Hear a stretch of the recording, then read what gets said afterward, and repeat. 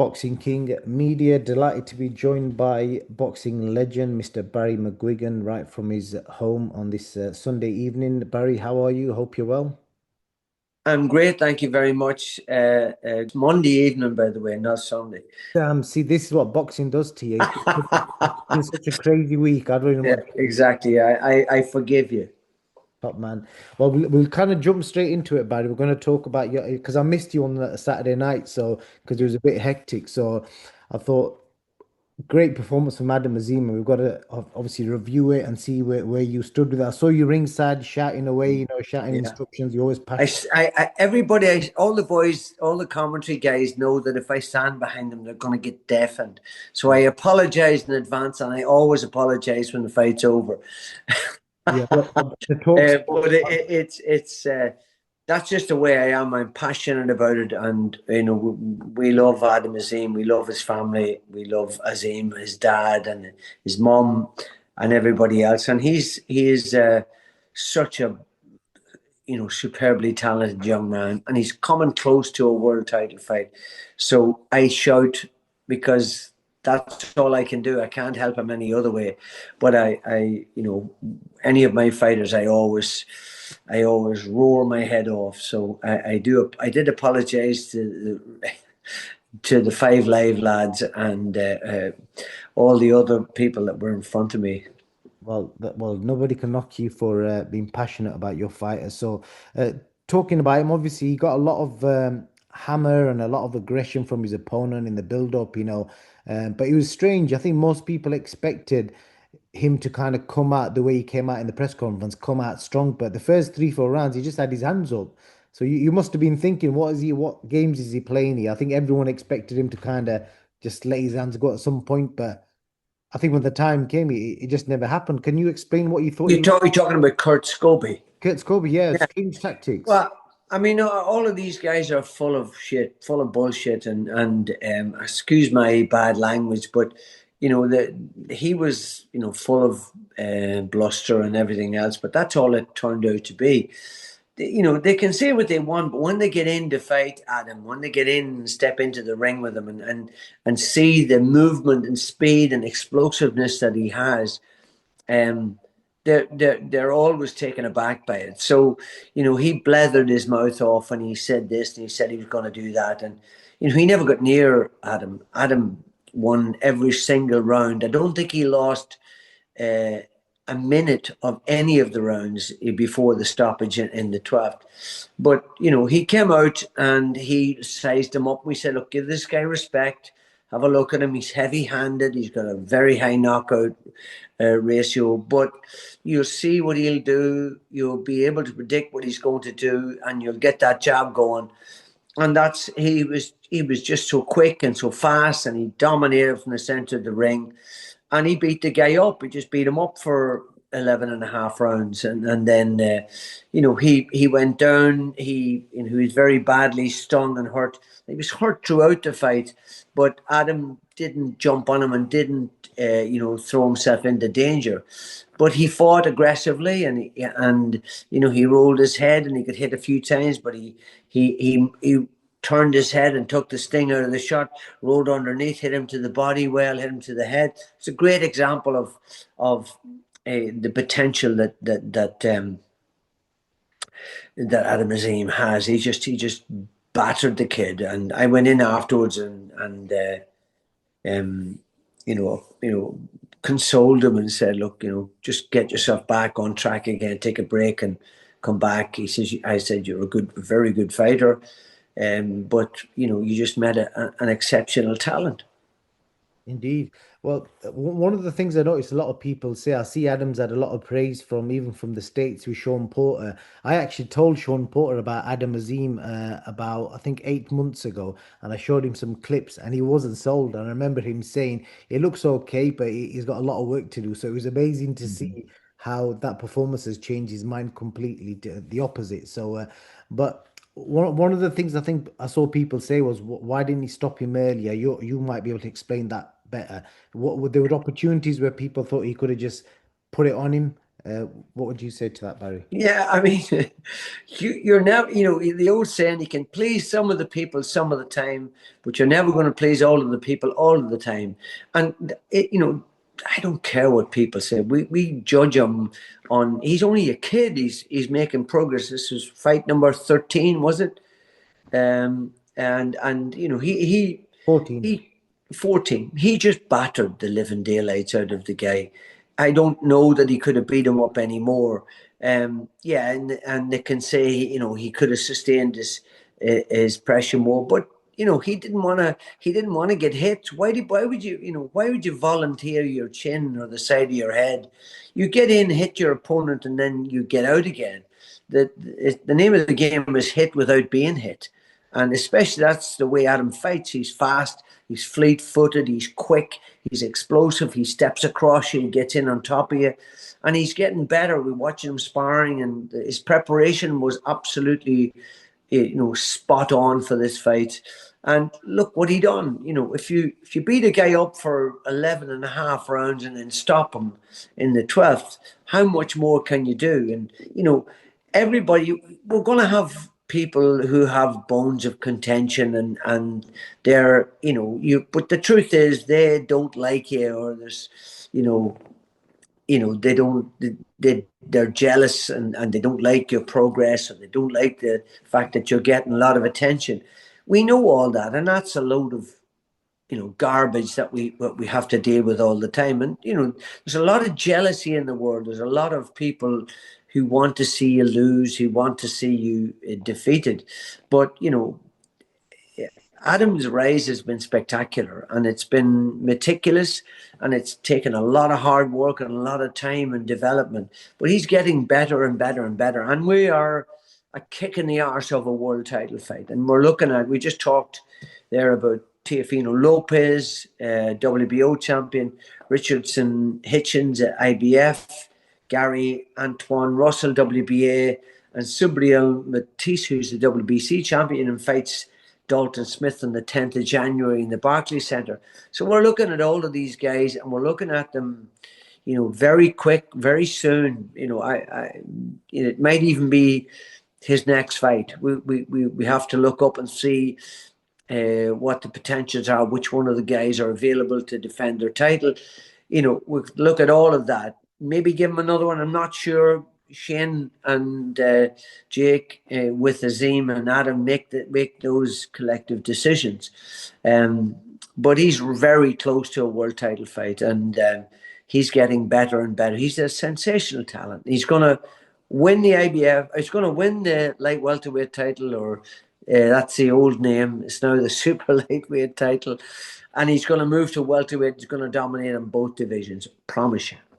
Let me put this to you, because this is something you can probably understand from your own boxing days. So, if you remember when Adam beat Sergey Lipinets, the fight Yeah. before, Yeah. there was a lot of people saying Lipinets is finished. He was weight drained, and Yeah. his legs weren't there anymore. He beat an old man, etc. They didn't really give him the credit for that. But do you know what Lipinets did since Adam's fight?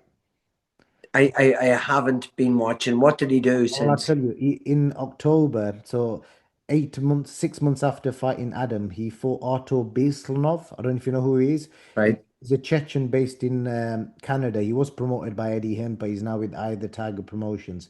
But his record was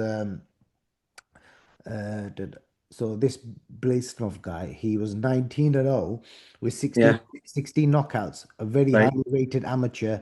He was a top amateur and top pro, big puncher. Yeah. Lipton lost to him on a unanimous decision. However, he won rounds in that fight. It was a close Yeah. fight. He run There you go. so Well, there you go. he Well, I mean, couldn't stop him. for me, we are going to have detractors. We're going to have people who are jealous, and we're going to have people who are indifferent and don't really care. But Adam Azim is a sensational talent. I'm telling you. I watch him in the gym. I watch what he's done in sparring, and that's where you see where his potential is. And he he is so good. And if anybody came down to watch him, because that's where the real magic happens, in the gym against guys that are welterweights and like middleweights. And he's a spectacular talent, and I know what he's going to do, um, because we've done it umpteen times before. Shane, as is a phenomenal trainer. He's got an amazing relationship with Adam and Azim, his dad. Um, and we know what Adam's potential is, and it's he's a remarkable talent, and he's getting better. That's the great thing. He's improving all the time. He's tough. He's fast. He punches very hard. And people say, "Oh, why didn't he get him out of there?" You know, he didn't get him out of there because the kid was just a little ball of muscle, tough as hell, very determined, very driven. But he couldn't have won any more convincingly. 11 and a half rounds. He never lost more than 10 seconds of any round. That's how convincing he was. And we're very excited, as you can tell, from me, with his potential. As I say, if we look at the champions, we've got Teofimo Lopez, who is probably the most difficult guy to get because he's talking about going to welterweight. He's the WBO champion. Richardson Hitchens is the IBF champion. Gary Antoine Russell is the WBA champion. And Matisse is fighting Smith on the 10th of January. So he's out of the equation there. But certainly two, Antoine Russell and Richardson Hitchens, are two very achievable opponents in the next 6 months. If you got offered either of them fights next, because Turkey, from what I've seen, was impressed by Adam's performance, Yeah. it's very likely he could pick up the phone tomorrow and say, "Would you fight Richardson Hitchens in Feb?" Yeah.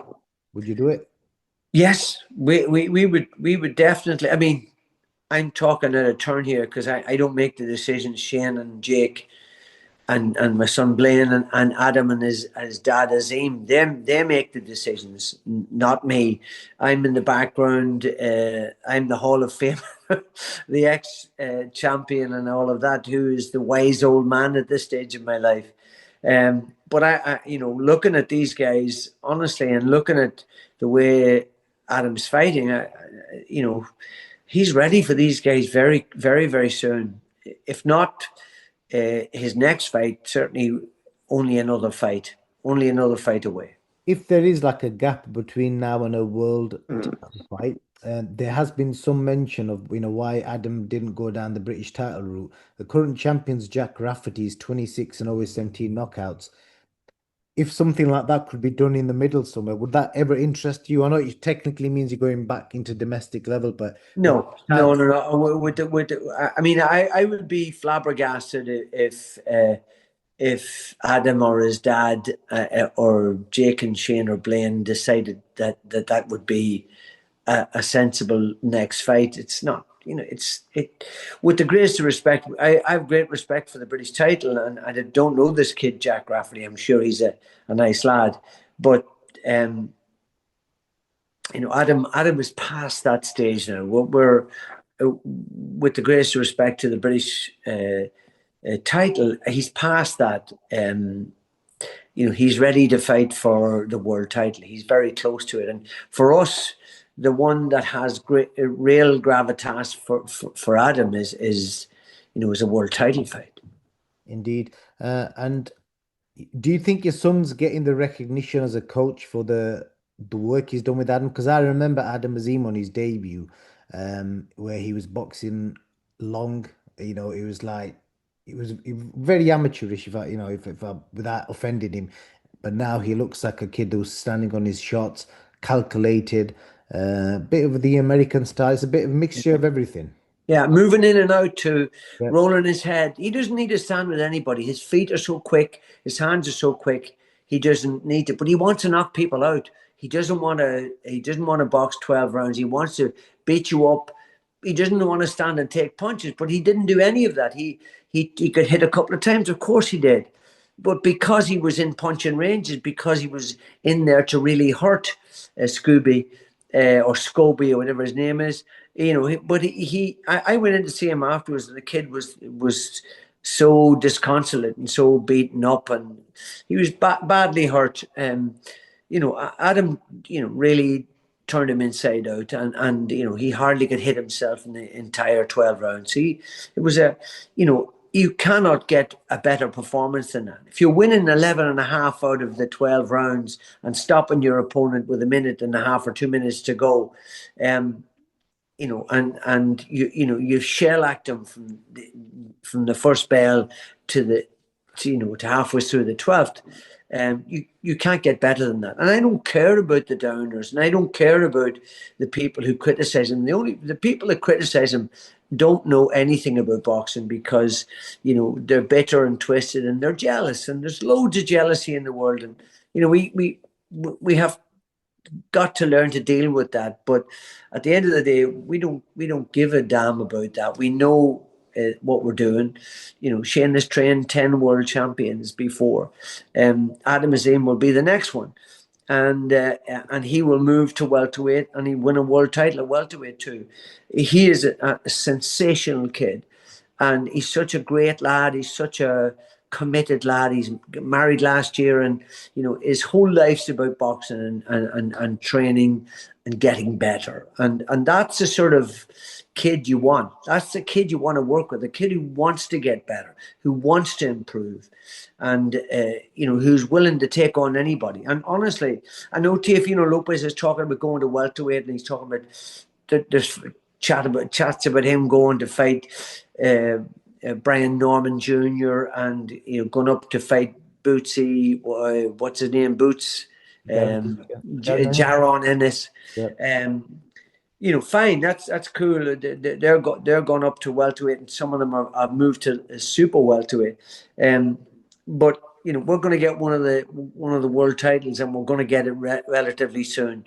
It's as I say, as far as I'm concerned, I don't know what way the boys are thinking, but we chat all the time, so they're probably thinking another fight, or in right away with a world title fight in his next fight. So I think that's along the way the guys are thinking.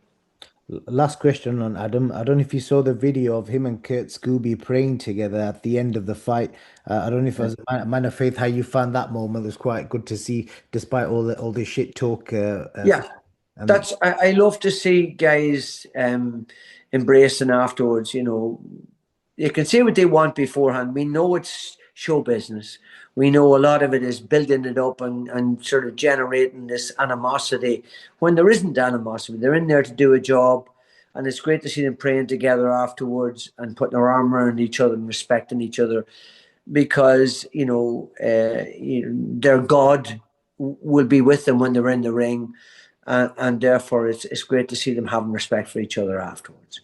indeed. And then on that actual event, did you stay around and watch the main event? I didn't, because Okay. I've watched too many world title fights in my life, and I just wanted to get out of there, because I know my brother Daniel and his son Patrick went, and they stayed around to the main event, and they said it was a nightmare getting out of the place and getting home. We didn't get home till sort of 2:45 in the morning. So what I done was I just got out of there, got down to a train station, went home, and I caught the end of the show by the time I got in, but I'd already sort of taped it and bought it. So I watched Adam again, and I watched the main event. Yeah, poor old Chris. Chris is. I think he's tired. He looked very tired in the fight. Worn, and he's been around for a long time. He's had a great career, and we came across him, of course, with George Groves back in 2017.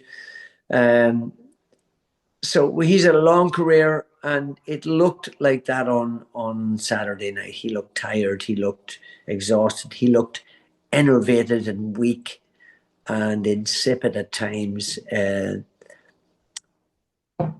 Ben just walked through. And I don't think there's any point in a third match, because I think it would be over 5 or 6 rounds. Um, they were clever. What they did was they ground him down to a weight that he just couldn't do, and he wasn't allowed to rehydrate enough to get his strength. It was a clever thing to do because he was, you know, Eubank was boxing, or sorry, Benn was boxing out of his weight division, so that's fair enough. So he said these are the stipulations, but he Ben didn't. It was a close fight, the first one. I thought Ben could have been more aggressive early on and got into the fight quicker. He didn't do that, but he did do it in the second fight. And by also that 12 rounds took whatever Eubank had left, took it out of him. And bear in mind that when he fought George Groves in 2017, he was a super middleweight, which was his ideal weight. He's a big guy. And so it was clever to make him come down to a weight that was uncomfortable, which didn't allow him to rehydrate and to get his strength back. He may have been able to rehydrate, but he didn't. He wasn't allowed to sort of rehydrate the way guys, super middleweights or middleweights normally rehydrate. So it was a smart move, and Ben came out on top in this last fight, and I genuinely think it would be unsafe for Eubank to fight at that weight again. I think he's done. I think he's had his day, and he should just. I mean, they earned a staggering amount of money. He should just sail off into the sunset, and not take any more risks. Well, And I think Ben then he's got a world title to win. It's hard to believe that they earned that much money. Fair play to them, but it's hard to believe that they earned that much money and neither of them won a world title yet. And it's unlikely that Eubank is going to win one. But there's every chance that Conor Benn will. He'd be a very exciting welterweight, super welterweight. But those divisions are packed full of talent. Well, that's one of the things that people have come out with. So there's been two elements of the outcome. Some people are saying great, exciting fights. Both fights were kind of exciting, but the two people have quite strongly talked about the level of skill that was involved in the fight and saying that it wasn't a great fight to watch with the skill sets and. Ben is highly unlikely to win a world title. But Dave Allen, he gave quite a strong review on it, and so did Dominic Ingle. I spoke to him yesterday, and he said, the actual skill level in the fight was terrible, and it wasn't a great fight to watch in the sense of skill. It was more like an event entertainment type. So I don't know how you saw it with regards to skill versus entertainment and the actual ability of the two guys. Well, as I said, I thought Eubank was depleted. I thought he lacked snap and energy and all round buoyance. He just looked like he was knackered, and he was dropped twice in the last round. That could have happened round 8 or 9. He could have got him out of there before then. He's just. I think he's exhausted as a fighter, and certainly at that weight, he's exhausted. And he can never recapture the form he had boxing at a weight that he just. It was very difficult for him to make, and there were limits on the way he could rehydrate. So, but the way I look at him is, I think he's done as a fighter. I mean, with the greatest respect, I think it would be unsafe for him to fight again at the highest level. I think he should bow out. Surely to goodness, he's earned enough in those two fights to sail off into the sunset. I hope he has, because he doesn't need to box again. Ben will want to win, to finish his legacy as a fighter. He's still got plenty of time. He's only, 29, 28, 29. Something like that. He can go and try and win a world title at 147 or 154. Boots Ennis is a very tough fighter. Brian Norman Jr. is very tough fighter as well. Mind you, he was dropped in his last fight. So, but it's a tough ask for Conor Benn. But he's a very good fighter. He's very tough. He's tenacious, aggressive, good combination puncher. Moves his head well. Got good pace. So yeah, he could win a welterweight title. If I were him, I'd go straight for a world title fight at welterweight or junior middle, whichever one he feels strongest. He might find after sort of having let his weight out, for those last two fights, that it is more difficult than he thought to boil himself down to 147. So it may be better for him to concentrate at 150, 154. But then you got Ortiz, you got Boots Ennis, and you got Brian Norman Jr. all in the 154-pound category. So it's a tough division. So it wouldn't at all surprise me if he's unable to win a world title because the opposition is good. But maybe if he boiled down to 147 again, he would have a better chance. Last thing I want to ask you about, Barry, is the big news regarding Anthony Joshua and Jake Paul. Yeah. One of the biggest quotes, two of the quotes that stuck out to me was that David Hayes said, that fight could be Jake Paul's last day on earth. And I think Gareth A. Davis has described it as a freak show. Some people are saying, AJ's grabbing the bag. There's nothing wrong with that because anybody else, if they got offered that kind of money, they would do it. Yeah. So, and some people are suggesting he might damage his legacy. Where do you sit with the decision of him taking that fight? And it's a professional 8 round fight as well. Yes, it's a highly dangerous fight for Jake Paul. I don't know what he's doing unless they have done some sort of caveat or some sort of agreement that he says he's going to go easy on him, or he's not going to go flat out.